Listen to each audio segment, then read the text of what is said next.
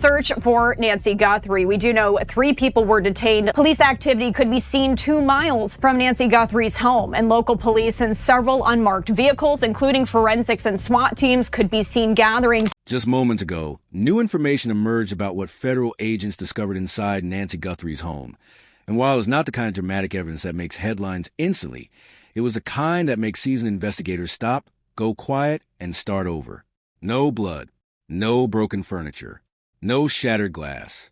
Just a series of small, almost invisible details that refuse to add up.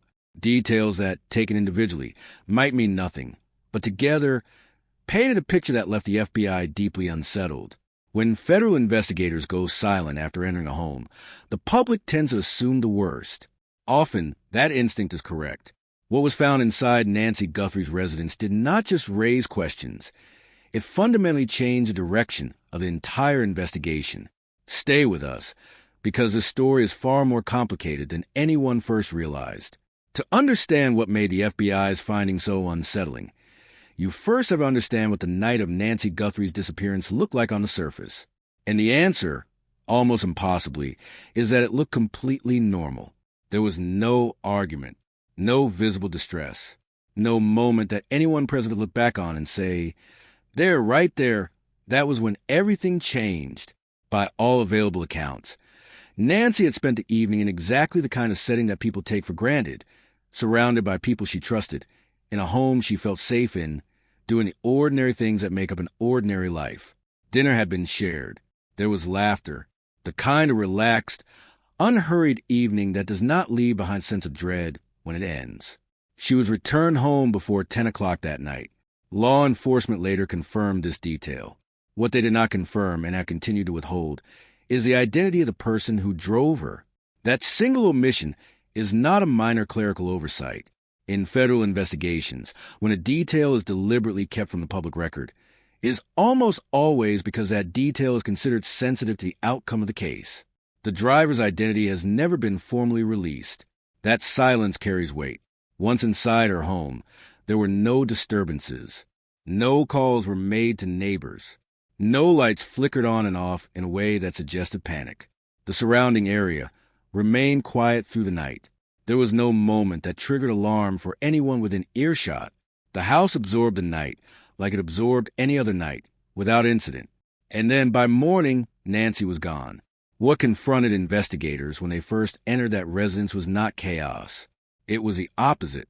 The doors had not been forced. The windows had not been broken.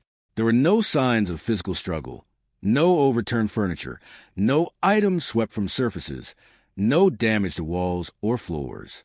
The house appeared, in every visible way, to be exactly as it had been left, peaceful, undisturbed, normal for the general public. That might seem like reassuring news, but for trained federal investigators, the absence of disturbance in a disappearance case does not provide comfort. It deepens concern. When there is violence, there is at least a narrative. Destruction tells a story.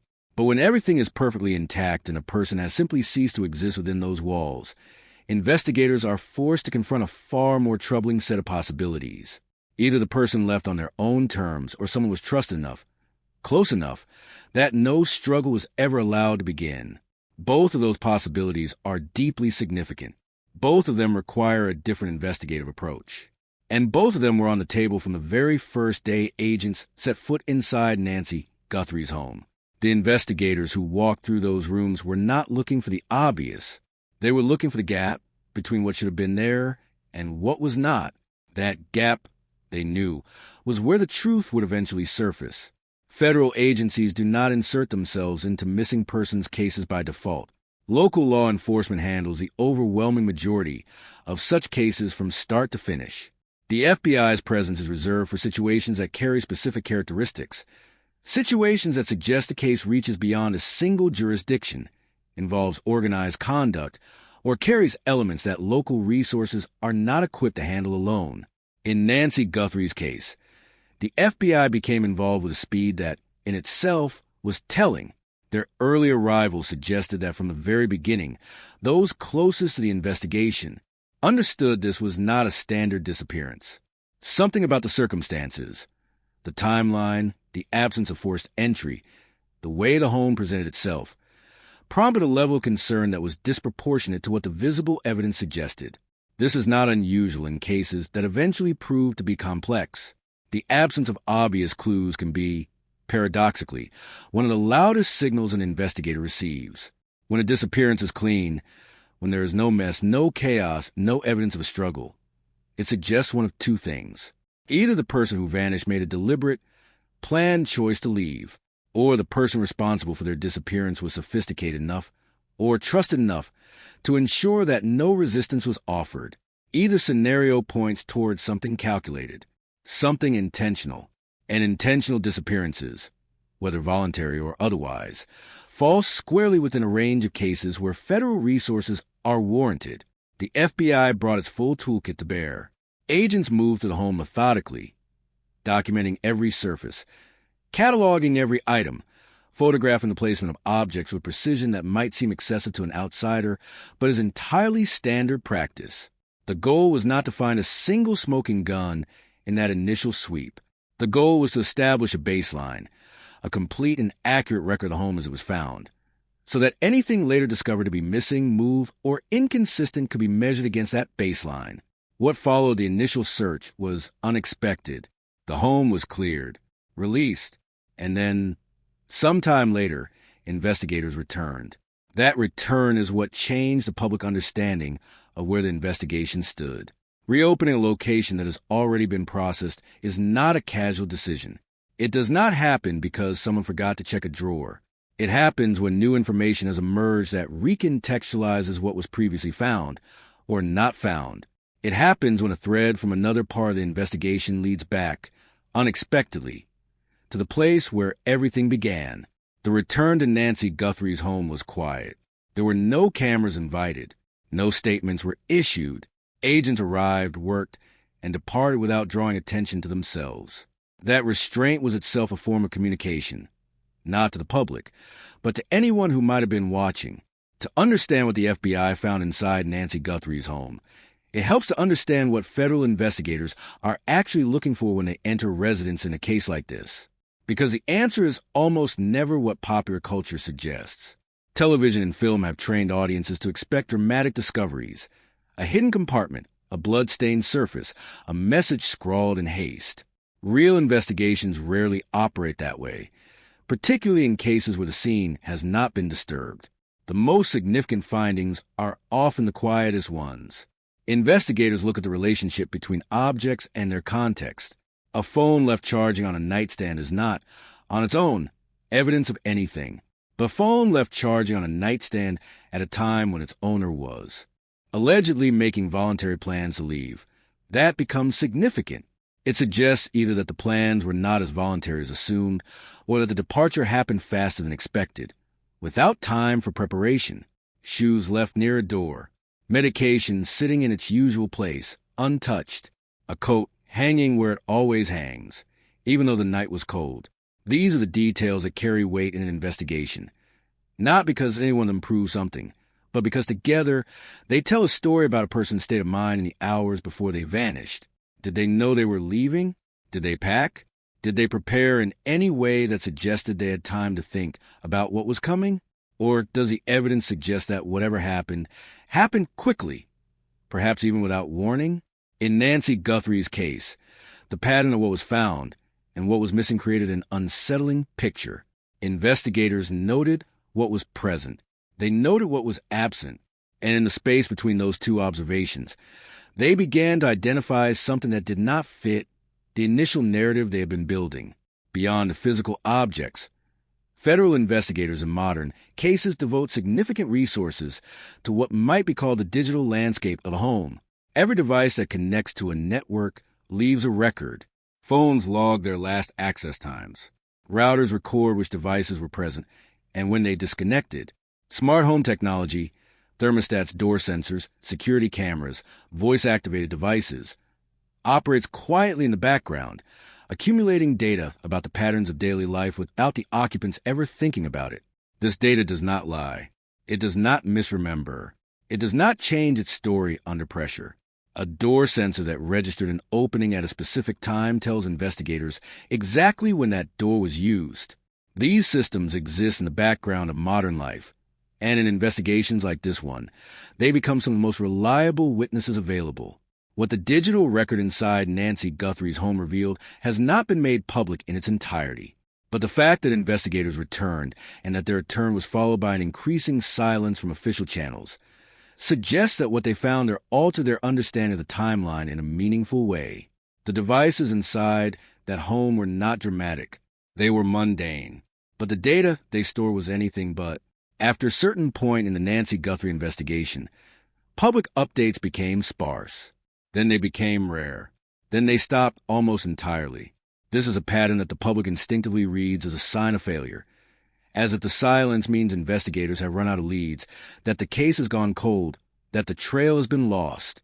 That instinct, while understandable, is almost always wrong. When investigators go silent in the middle of an active case, it is almost never because nothing is happening. It is because something critical is happening. And those conducting the investigation have made a deliberate decision that protecting the integrity of that process is more important than satisfying the public's need for updates. When ransom communications have been involved, as they were in Nancy's case, investigators became acutely aware that every public statement they made was also being read by the people on the other side of those communications. Acknowledging specific details can signal how much is known. Denying others can signal the same. In that environment, silence is not a default, it is a strategy. It protects the investigation. It protects any ongoing negotiations.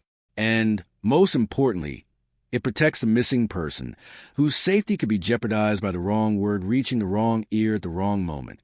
There were also inconsistencies that emerged in the days and weeks following the initial disappearance. Details that did not quite align with the version of events first put forward. A timeline that, when examined closely against the digital record and physical evidence, revealed small but meaningful gaps, not dramatic contradictions, but the kind of subtle misalignment that, once noticed, becomes impossible to ignore.